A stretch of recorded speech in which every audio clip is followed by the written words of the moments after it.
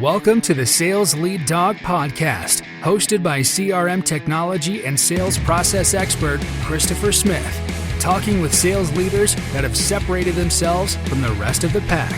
Listen to find out how the best of the best achieve success with their team and CRM technology. And remember, unless you are the lead dog, the view never changes. Welcome to Sales Lead Dog. My guest joining me today is Lee Salz. Lee is a best-selling author, the First Meeting Differentiator, Sales Differentiation. You could look over his shoulder if you're on YouTube, watch this on YouTube. You can see his lineup of books. Lee, welcome to Sales Lead Dog. Thank you, Christopher. I'm very excited to have you on just because, number one, you've written a lot of great books, and I want to hear all about those and the backstory around all that. But before we jump right in, if you're watching on YouTube, you'll see Lee is sitting in his office. He's got a bookshelf behind him, a lot of great books. But over your shoulder, Lee, you've got a rack of medals. What's the story of all those medals? It's a virtual background. That's not real. No, I'm just kidding. I'm just kidding. You got me. I'm a competitive power lifter. I've been competing in the bench press since 2000. Wow. And I'm going to have the state tournament coming up next month. What is that like? What's the backstory of getting into competitive weightlifting, powerlifting? So I've been a gym rat since I was 18 years old. In high school, I was a 110-pound weakling. It's kind of a neat little story. I got a job working at this health club where I lived in Marlboro, New Jersey. Yeah. I had never lifted a weight in my life, and I was the weight room supervisor. Imagine that. That's a job. I don't know what I said, but I got hired, and all I would do was bring my homework every day, and I'd sit at a desk and do my homework. Yeah. And then some members took me under their wing and taught me the fitness world, and I fell in love with it. Yeah.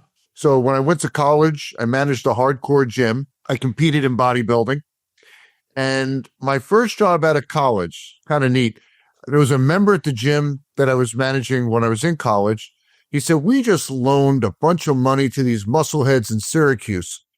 They need your help. They've got 4 gyms. They don't know what they're doing. So my first job out of college, I was the executive director of a chain of health clubs. Ready for this, Christopher? Making $600 a week. Wow. Yeah, well, first job out of school wasn't too bad. No, that's great. I'm not kidding. Because, you're my age. I would have killed for a job paying $600 a week. Right? Yeah. Right? Coming out of school, those were tough times back then. Yes. Yeah. So this was cool because they said, all right, we're going to give you the keys. You figure it out. So I was 22, 23 years old. Yeah. I was negotiating advertising deals, putting together campaigns, writing TV commercials, radio commercials, creating print ads. I was even in some of the commercials. Yeah, I was Santa Claus in the gym working out, but that's a conversation for another day. And I built all of their systems. And at the end of the year, I went asking for more money. And they said, well, we have your marketing plan, your sales plan, your operational plan. Why would we pay you more money? What they didn't know was the largest health club chain in the world was recruiting me, Valley, which doesn't exist anymore. And I became the youngest executive in the company, making, you ready, Christopher? $50,000. Yeah, that's awesome, dude. Okay. Yeah. But here's what I discovered. Yeah. That was the top of the food chain. Yeah. There's no money in that industry. Yeah. But I said, I really like this sales thing. Yeah. So we're going to make fitness a hobby, and I'm going to do sales. And I was in technology. I was in some different services spaces, building sales organizations consistently in my career. So if you're starting from nothing, no background in this, and you're building this all, I imagine you fell on your face a little bit. Absolutely. But it's nice to do it on someone else's nickel. Yeah. Yeah. Right? I mean, trial and error. That's how I learned things. Yeah. But, Christopher, there was an incident. I'll never forget this. It sticks with me today. There was a horrible, horrible feeling in sales. So we had put together this sales promotion. It was my responsibility. And the deal was this, Christopher, if you sign up for a membership on your first visit, it's $100 off. Yep. And this one particular day, all my salespeople were busy, so I had to do the tour. And I'm sitting down with this gentleman. an older gentleman, which today I look at and go, okay, he was about my age today. And I said to him, okay, so if you sign up today, you get $100 off the membership. And he looks at me and he says, son, if the deal isn't good tomorrow, it isn't good today.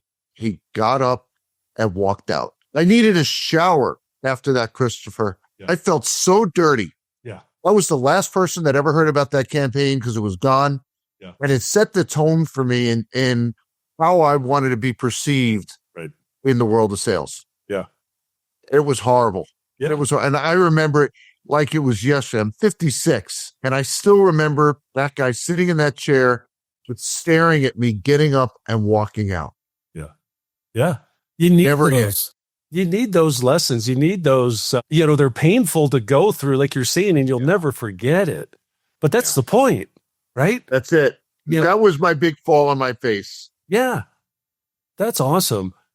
So tell me about your journey into being an author. That's a big jump. For those of you who've never written a book, I've written one book. It took me 3 years to write the book. It's not easy. You've written way more than one book. Yes. Not the one you referenced. The First Meeting Differentiator is number 7 and number 8 is already percolating. Yeah. First thing is I fundamentally love to write. Yeah. That's not true for everyone. Editing, I hate, but I so appreciate it. It's painful. Yeah. Because when you're writing, that's the creative part. All the creative juice is coming out. But editing is where you're challenged. Is this really the word you mean here? And it's tough. Yeah. And I'm so thankful for the editors that HarperCollins have working on the projects with me. They're just magical. They make the book come to life. They're the final polish. And it's just fantastic. They say everybody at some point in their life has said they want to write a book, and so few have done it. Yeah. And I believe I've discovered the reason why people don't finish their books. There's 2 sides of your brain. There's the side of the brain that's the creative side. Yep. There's the side of the brain that's the editing side. Yes. And so what I find is people, while they're trying to create the creative side, they try to edit and they conflict and they create so much frustration. I don't care if it's missing a word, if it's the wrong tense, if it's not sequenced right, just get it all out. Yeah. Then you come back and edit. When you try to do them both at the same time, as I'm sure you found, it's impossible. And that's why so many people just get so frustrated with it and they just never finish the book. That's my story. I struggled for the first 2.5 years of that 3-year journey because I would write a section, I would edit it. I'm like, oh, this is no good, blah, blah, blah. And I would get stuck in the mud and the wheels would just spin. And I wasn't making any progress. And it wasn't until I finally I say the 3 years, it really was the last month of those 3 years. I just blocked out time and I just wrote. And I cranked it out. And then we went into editing mode after that. And it took us 2 to 3 months to edit it. But it wasn't until I did exactly what you said that I was able to break through. And I see the same thing when I work with sellers on the technology side, when we're working with them. They get wrapped around the axle on this stuff for the same reason. Do you see that? I do. They're so focused on what they're selling. Yeah. And what they forget is it's about the person you're meeting with. Yeah. And making the conversation entirely about them. Yeah. Features, the functions. As a matter of fact, there's a chapter in the First Meeting Differentiator.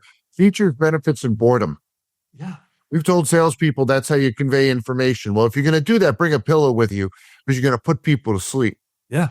But everyone loves a well-told Hey, story. we're taking a quick break to thank you for listening to and supporting the Sales Lead Dog podcast. I want to take a moment and tell you about my book, CRM Shouldn't Suck. If your CRM feels more like a black hole for data than something that actually helps your team sell, you're not alone. The book breaks down why CRMs fail for so many businesses and what you can do about it. No fluff, just real strategies that work. So go to crmshouldn'tsuck.com to order your free copy right now. That's right, we're giving it away. And while you're there, take 2 minutes to check out the CRM Impact Score. It's a quick diagnostic that shows you how your CRM is really performing, where it's helping you and where it's hurting you. You'll get a personalized report with clear, actionable next steps you can start right away to maximize your CRM investment. We've also got blogs, videos, and a bunch of other resources to help you finally get the results you were promised when you bought your CRM. And if you're watching on YouTube, hit that like button and make sure to subscribe so you don't miss any future episodes of Sales Lead Dog. Okay, let's get back to this episode of the Sales Lead Dog podcast. Story. It dates back to when you were a child, and that day, nothing was better than ending the day with mom and dad reading you a story at bedtime. Yeah. And that doesn't go away because you're an adult. Not only that, there's countless memory studies that have been conducted where they talk about retention. And when facts and figures are shared independently, people are going to forget them. Yeah. But when they're enveloped in stories, they become much more memorable. And if you share them in an emotive fashion, they really grasp onto them. Yeah. No, it is. I sell technology, but I don't really sell technology. I tell my marketing team all the time, we're not selling technology. Stop. If you put any features and benefits on there, rip them out. That's right. People do not care. We sell CRM. Like, nobody buys CRM because they love CRM. It's usually the opposite. They want the outcome. What is outcome? What is that outcome? I have this goal in mind of where I want to get to. Right. And I'm getting this platform because I think it will help me get there. And they don't give a rep that, oh, hey, it's got this cool feature and, whatever. Nobody cares. And Christopher, what did you say you sell? CRM. I disagree. Oh, no, I do. Yeah. I don't tell people I sell CRM. My point is the answer to that question is based on where you are in the sales cycle. When you're prospecting, the only thing you're selling is a meeting. Yeah. That's it. Lesson learned. Vision to that. Lesson learned. Right? If you tunnel vision to that and say, it's not about telling them everything that we can offer. Right. It's piquing a high enough level of interest that they say, you know what? I should sit down with them. I should learn about what they've got cooking over there. Yeah. And when you see it, I'm sure you're on the receiving end of these emails and phone calls all the time where the salesperson is trying to sell their stuff when the only thing they should be selling is an initial engagement, an initial conversation. Yeah. And they totally missed the boat. That is so true. So a big part of what we do when we're implementing CRM is we help them work on their sales process. And they want to, the first thing we do is here, then we do this. And I have to tell them, guys, when we're here, our only goal is to get to the next step. That's it. Sure. We're not trying to get to the end. We're just what is the next step in the buyer's journey? It's all about the journey they're on. That's right. Our job is to help them, is to facilitate them on their journey. That's it. That's our only goal when we're designing the sales process in CRM. We have to lead that journey. Yes. So the expertise that we have on the sales side is bringing deals to fruition. That's our expertise. That's right. So one of the mistakes we make oftentimes, we finish a first meeting and we say, so Christopher, what do you see as our next best step? Right. This is our expertise. Yeah. We should be making a recommendation. So Christopher, based on what we talked about here today, what I recommend we do next is X. Yeah. What are your thoughts? So it's not going to seek their perspective, but if I'm the Sherpa, I'm the guide, I should be the one making the recommendations, not blindly saying, so what do you think we should do? Oh, yeah. Yeah. They don't know. Exactly. It's when I engage, we get this happens all the time. People's like, Chris, we need a new CRM. And I'll ask why. Mm-hmm. Why do you need a new CRM? Because I want to get them talking. Tell me your story. Right. They're not just calling me out of the blue. There's always a backstory that I need to hear. Yeah. And they're usually we have this issue. We think CRM will help us fix all that. And I tell them, look, there's not a CRM out there that will fix what you're talking about. Do you see that in your world? I mean, is that really what's behind a lot of your books? I do see that a lot. And one of the areas I really see it a lot is onboarding. So there'll be an initiative where a company say, you know what, we've got to get people up to speed faster. We have to reduce turnover. And they'll come to me and say, can you develop an onboarding methodology for us? And then I start asking questions about the sales process. Right. They don't have one. So there's nothing to put in the onboarding because you haven't defined how to sell. Right. And one of the things that salespeople and sales leaders have done magically is they convince executives that we don't need a sales process. Sales is an art. You can't really define steps. You can't have a framework like that. I call that out all the time. And that's why I get along so well with CFOs, COOs, presidents, business owners, because that's what I'm saying. What we've done in operations where we have a defined process, we have metrics. You can't do that in sales. You can. Yes. And my challenge to that is, if you name a company considered a sales powerhouse that lets their salespeople wake up in the morning and go, this is how I'm going to sell today. They get decided on their own. Name one company as the sales powerhouse that lets their salespeople do it. No, quit the business right now. It doesn't happen. It doesn't happen. It doesn't happen. That is a huge fallacy, because if you have that, you don't have accountability. You don't have, how do you fix anything that's broken when it is purely the Wild West? Absolutely. Absolutely. So how do you start with companies like that? First is with awareness. So I'll ask the executives, if you were going to hire 10 people to manufacture your widget, would you let them do it any which way they want? And they go, it's not. Well, why not? Well, it would be inefficient. We'd keep making mistakes. It would be expensive, and on and on and on. Exactly. So why are we doing that on the sales side? Right. Yeah. Oh. Yeah. And then I bring them around to a conversation on the first meeting. And I'll say, Christopher, if all your salespeople called you right now and said, I just had a great first meeting, what would you know for sure, for certain, took place during that meeting? You know what the most common answer is that I get? Not a darn thing, because they've never prescribed the handling of that first meeting. Yes. They say, hey, salespeople, you got to ask some really good questions. You got to tell them about our stuff. No, that's not enough. Yeah. When you look at the first meeting is the deal foundation. There's so much going on there, right? We're acquiring information. We're sharing information. We're engaging emotions. We're providing meaningful value. So much is going on. If that step of the process is weak, then you get to the end and they say, well, your price. And you think you have an issue with negotiation, with closing. You don't. You have an issue with that first meeting. It was squishy. It was not solid. And therefore, what you're seeing at the end is not the issue, but a symptom of the issue, which is you need to prescribe the handling of that first meeting. And you know what's pretty fascinating, Christopher? It's that my publisher and I did a bunch of research before I ever started putting this book together.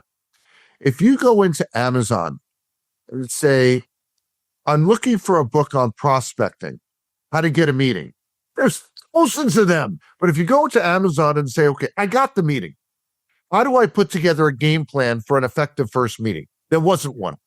Sure, there's a question on storytelling, a book on storytelling. There's books on questions.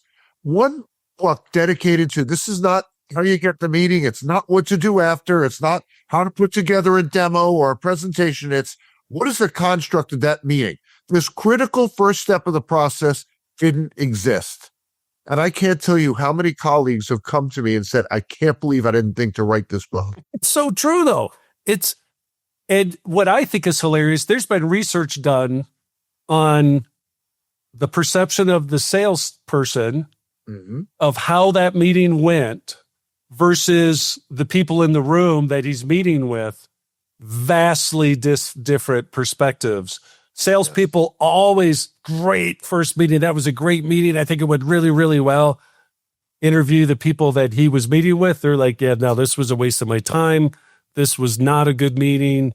You can't rely on that perception. So if you have the Wild West, you're thinking everything is rainbows, unicorn and sunshine. That's not the reality at all. But that's where process comes in. If you have that process in place, that framework, that's what you need to rely on. And I'm going to make a statement right now that's probably going to raise an eyebrow. Love your process like your people. Yeah. I'm not advocating for being mean to salespeople. You take great care of your salespeople. What I'm saying is the foundation of a successful sales organization is the process you build, not your people. I'll give you an example. A client of mine many years ago It was the AAA baseball team for the San Francisco Giants. They've since been sold. And I remember the owner would call me, oh my gosh, so-and-so quit. And the nature of minor league baseball is it's a high turnover sales role. I mean, if you're really good, you'll make 40s, maybe 50 grand. You work crazy hours, days, nights, weekends to make that much money. Now, when you're in your early 20s, say it's cool to be affiliated with a professional sports team. Yeah. And you say, I want to get married. I want to buy a house. And you go, yeah, I can't do it with this. Yeah. So the owner of the team would say, so Lee, what do we do about this? And so, well, what if we can't? What if we just accept that is the dynamic of this business? It's going to be high turnover. We accept that. And rather than being people-based, which is what we are today, yeah, we become process-based. Because when I looked at each of their vertical markets, it looked like an EKG report. It was like this. I could see exactly when someone left and when a new person came in. Yeah. When we shifted that business to being process-based, two things happened. The phone calls went away because you didn't call me in a panic anymore. Right. And rather than this, you had continued growth. Yeah. And that baseball team is ranked by Forbes as the number one most valuable minor league baseball team. Yeah.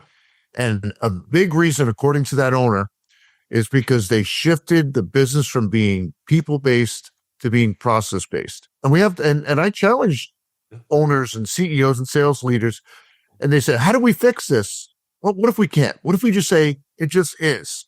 Yeah. Now let's build around it so that business dynamic does not kill our business. Yep. I'm convinced in from what I see when I work with clients to implement CRM, we want to represent what's happening in these meetings. How are we capturing what's happening in these meetings? And so I'll ask, walk me through your process today. What's happening in that first meeting? And it's crickets coming back to me.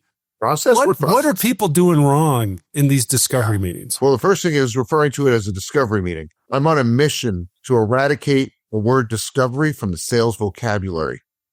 As a matter of fact, chapter 1 of the First Meeting Differentiator, discovery meetings must die. Why do I say that? Well, how do salespeople prepare for a discovery meeting? Well, I'm going to make a list of the questions I'm going to ask, the message points I'm going to share. Well, what's wrong with that? What do I get out of the meeting? I'm on the other side of the desk, so I know what you're getting. What do I get? So the salespeople will say, well, they'll learn about my company and my stuff. It's a big fail. And then they'll be puzzled. Well, why isn't that meaningful to them? Well, there's two types of sales, and I'm going to use a bathroom environment to depict those two. You ready, Christopher? Yeah, go for it.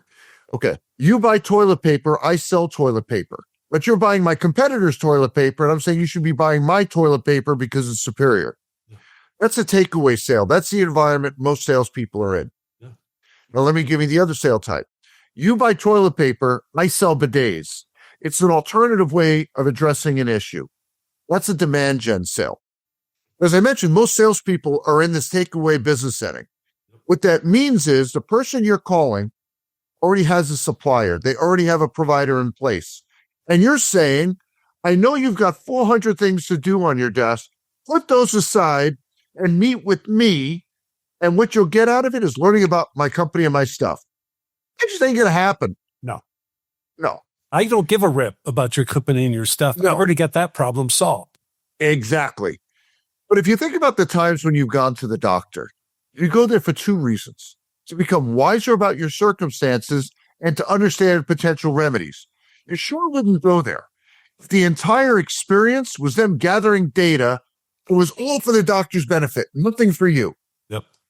That's what discovery is. It's an egocentric sales step. Yep. Now, the medical profession doesn't refer to that as discovery. They refer to it as a consultation. And that's the expression that I've embraced. And that's the one that I highly recommend salespeople embrace, because it implies the person you're interacting with also has to get meaningful value from that time together. But what do they consider meaningful value?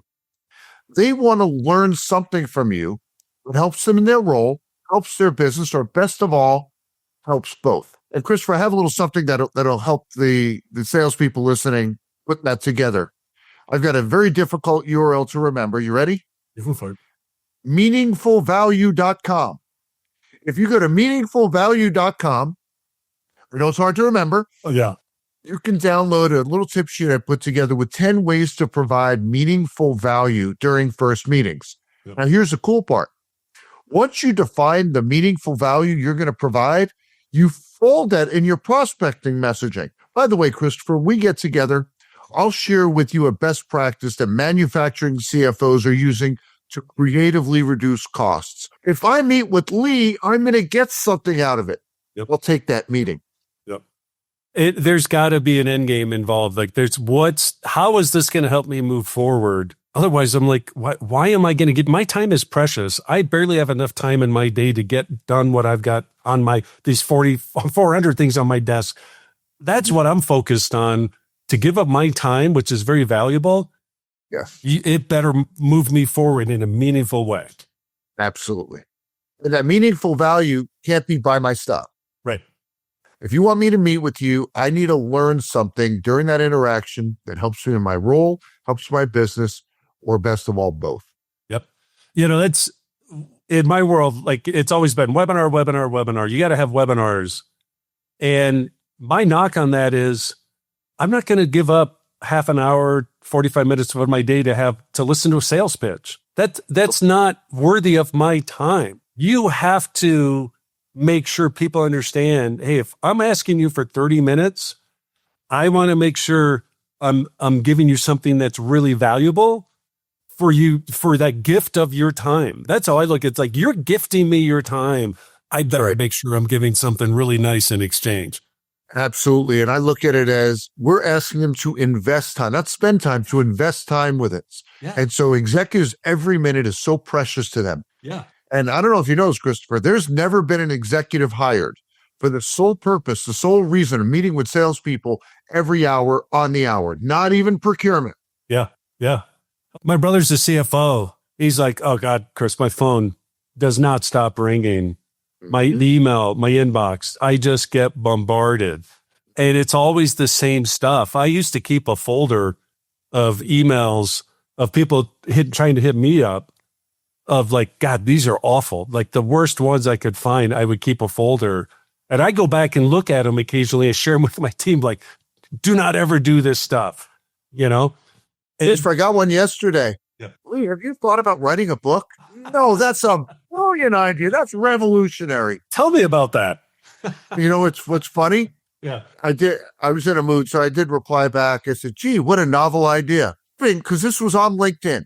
Yeah. Hoping he would click the Lee Salz link, look at my page and go, okay, it was dumb. Yeah. He keeps going. Oh, man. And I sit back to him like, I was hoping you'd look at my profile and realize that your message doesn't fit here. I'm not a prospect. Yeah. Yeah. Didn't get it. Crazy. That's laziness. Well, right out of the no gate, excuse. You're telling me I'm super lazy. Like, why would I gift you with time? Now, in the book, you talk about emotion versus logic. Tell us about that. Yes. Let's do a little deep dive on this. Yeah. It's one of my favorite topics. It's chapter 5 of the book. There's an expression in sales, been around since the beginning of selling time, that people buy based on emotion, justify their decisions with logic. Every salesperson on the planet has heard that expression countless times, not once, countless times. Now find a salesperson that actually puts it into practice. Christopher, I'll bet you the deed to my house. If we recorded 100 first meetings, all sale types, all market segments, all around the world, 99 of that 100, if not all 100, the entire meeting was logic, no emotion whatsoever. And I really struggled with that. Also, if every salesperson on the planet has heard that expression, why doesn't anybody do it? And then I finally had this epiphany. I have 2 sons that played college baseball. And I remember when they were little kids and first learning the game, and the coaches would say, now, Stephen and David, the name of the game is to hit home runs. A big smile, they go, hit home runs. You know something, Christopher? They didn't hit home runs until they were taught how to do it. And that's the mistake we've made with salespeople. We preach to them. People buy based on emotion, justify their decisions with logic, but we haven't taught them how to appropriately engage emotion during first meetings. And that's what that chapter teaches. Yeah. My all-time favorite TV shows, Law and Order, the original, not all the spinoffs. And I was so happy when it came back as a reboot. And a couple of years ago, there was this episode. The prosecutor was very frustrated with a case he was trying. He said, I've got all the evidence, but I can tell jury's not with me. So he goes into the district attorney, he takes him through the case, and the district attorney looks at him and says, the problem with your case is it's all facts, no heart, and the jury isn't buying it. All logic, no emotion, and the jury isn't buying it. I was like, ooh, I'm writing a book on this. This is interesting. Yeah. Now, Law & Order says rip from the headlines, right? But I couldn't use that as a source. Yep. So I interviewed a judge, a prosecutor, a litigator, and a trainer of litigators about ways attorneys are using emotion to affect jury decisions, to see, are there techniques that we could borrow in the sales world? And the conversations were just fascinating. The prosecutor said to me, when I'm trying a case, I want to take the jury on a journey. Say that fast 3 times. Jury on a journey from having the ability to convict to having the desire to convict. Bring that around to sales. Having the ability to contract with us to having the desire to contract with us. And that doesn't happen with logic. It happens by engaging their emotions. And then what I'd say, he says, if I have a firefighter on the stand, I'm not asking logic questions. I'm asking emotive questions like, what did you feel when you entered that building? Because I want the jury to feel like, hey, we're in that fire with the firefighter. Yep. Because they know emotion drives action. Yep. And that's just as true in the sales world. So one of the things that we do when we ask questions during our first meetings is we ask logic questions like, Christopher, what's the biggest challenge you have in your business today? And as a result of that question, we get information back. I don't want information. I want to know how they feel about the information they're sharing with me. I want color. I want flavor. I want texture. Yeah. So what if we pose the question this way? Christopher, what's that one thing in your business where like, oh, we have got to get this figured out? What is that? Yeah. You felt that question, didn't you, Christopher? Yeah. It's, so you could imagine that in the field, right? This is the podcast interview. Yeah.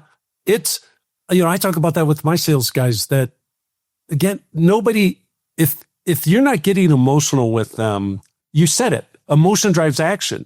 Yes. Especially with what we're trying to sell with CRM, it's a huge deal. I'm fat, dumb, and happy where I'm at, Christopher.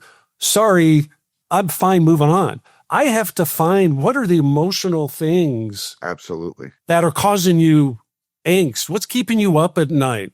What's making your phone ring in the middle of the night? What? Yes. That's what I want to hear about, because I have to get them emotional about stuff to get them to do anything. It's too easy to stay where I'm at. Yes. It's super easy to just stay with status quo.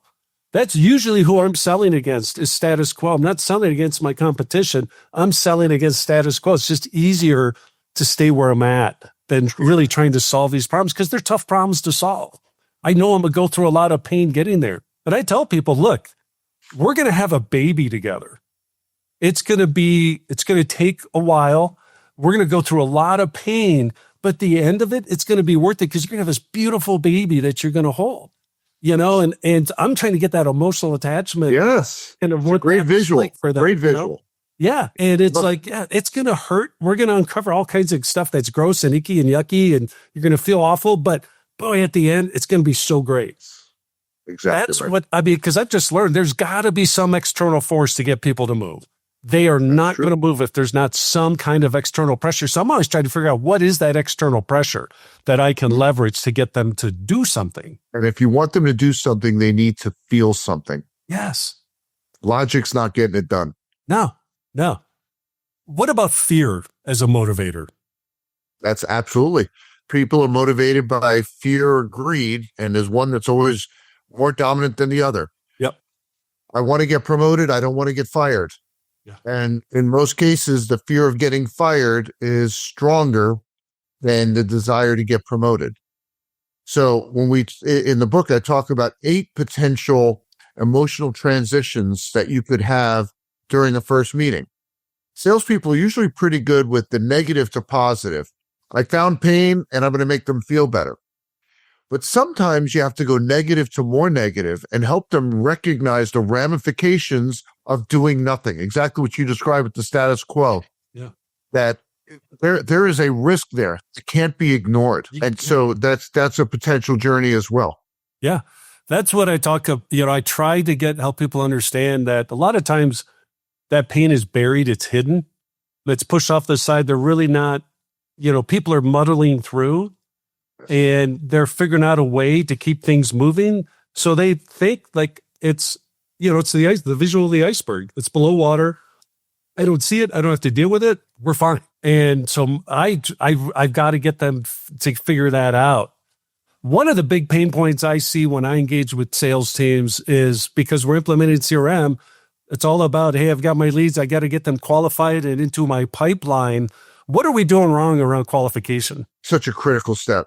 Time is the most precious resource that salespeople have. And so often I'm asked to do postmortems on deals, a deal that they chased for months and they quote unquote lost it at the finish line. And when they take me through the deal, once we go to the end and they say, this is how this ended up, I'll say, okay, so you didn't lose the deal. And they'll be puzzled. They'll say, well, we didn't win it, but you didn't lose it. You were never a viable option. Right. And if you would have qualified the opportunity early on during the first meeting, you would have recognized that in the first 15 minutes and not invested countless hours chasing a mirage. And one of the tools that we've given to salespeople is an ideal client profile. And if you have one of those, please throw it away. You don't want that. Here's why. An ideal client profile says if all the stars were to align, this is the kind of business we'd love to have. It's like a lottery ticket.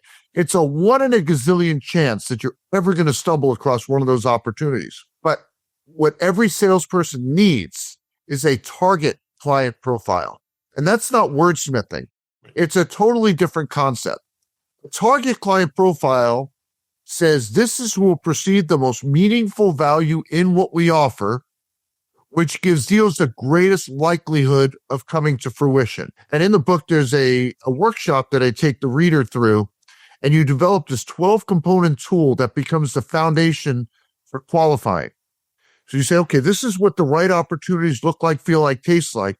The right opportunity defined as those who perceive the most meaningful value in what we offer, which gives deals the greatest likelihood of coming to fruition.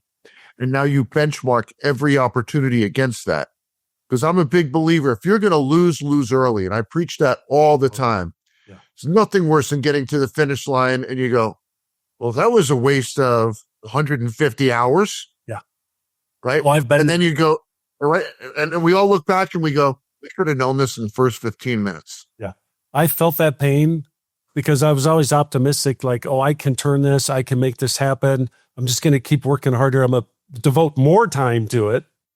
And you get to the end, they're like, yeah, no, I'm sorry. This is way more expensive than what we thought. Or, wow, that's like, this is going to be way bigger than what we thought or whatever.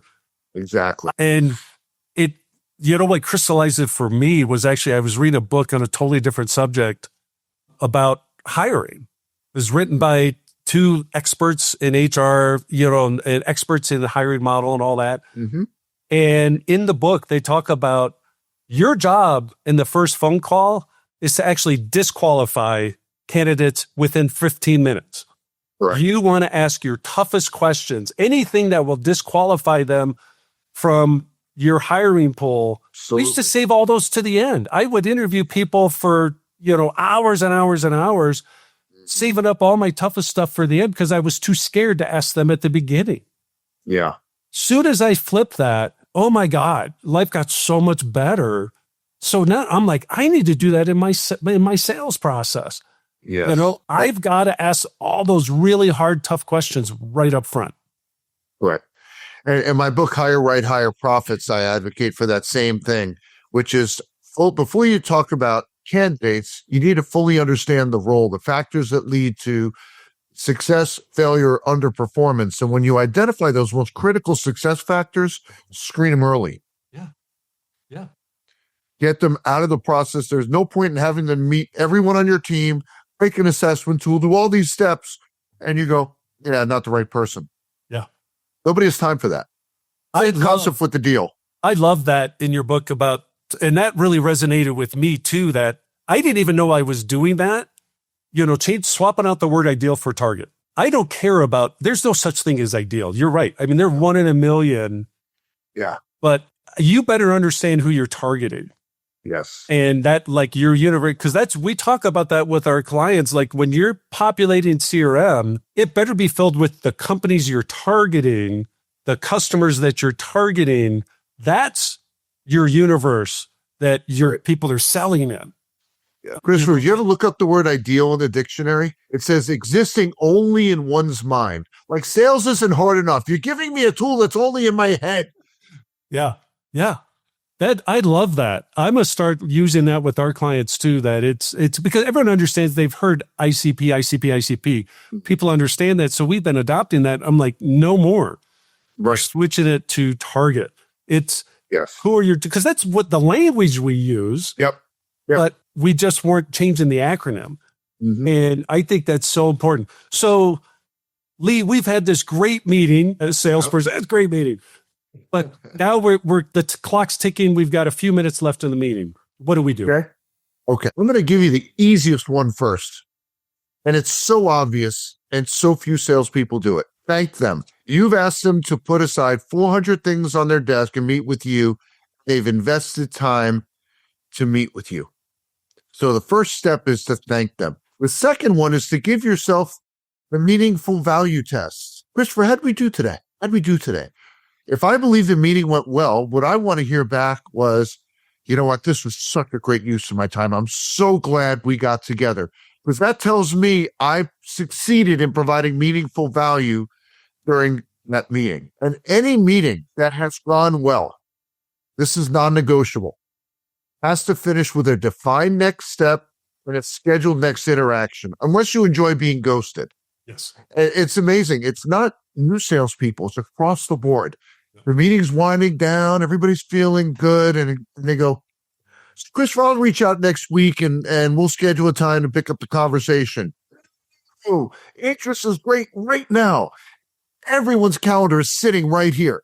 Get it on the books. Even if they say, well, I need to talk with so-and-so.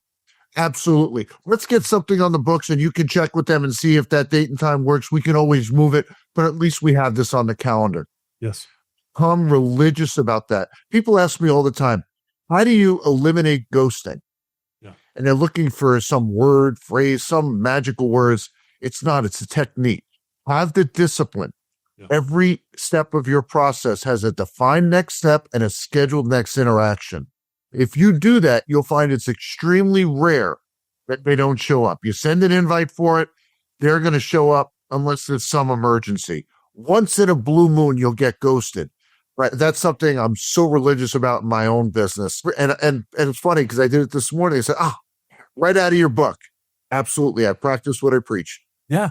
I learned that a while ago, that it's like, hey, if someone's not willing, people are unwilling to hurt your feelings. Most people, they just don't want to hurt your feelings. They want to be nice, and they're like, yeah, you know what? Yeah, definitely. I would love to meet with you again.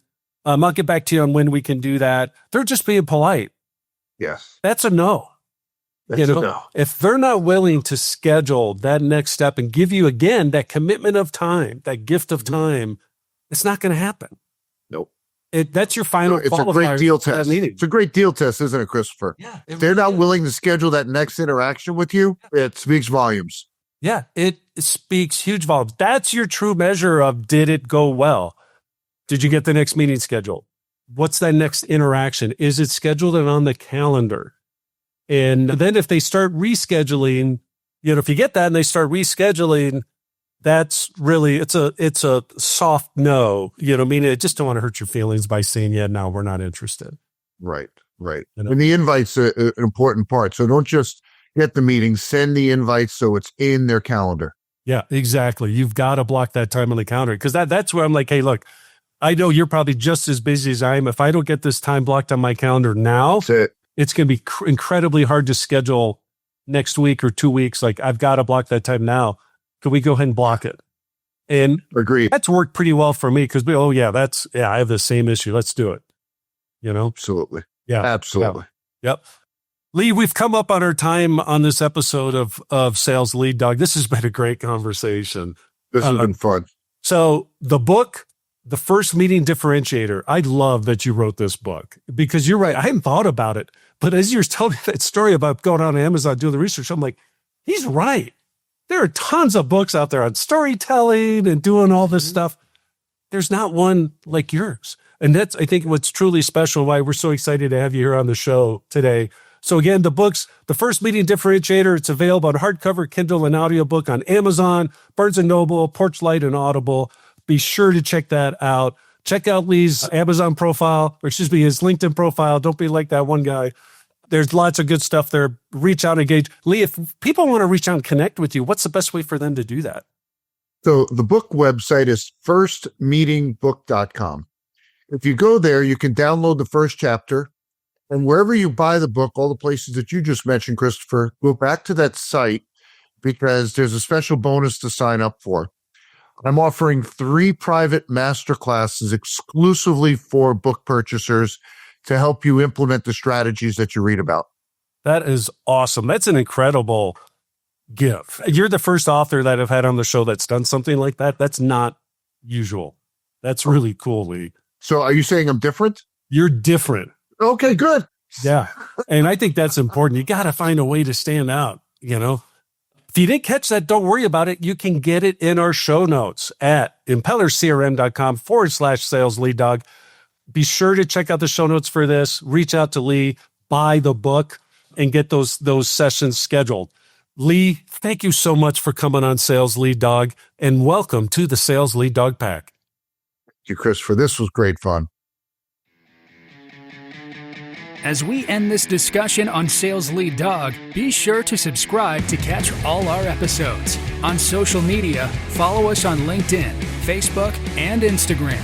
Watch the videos on YouTube, and you can also find our episodes on our website at impellercrm.com/Sales Lead Dog.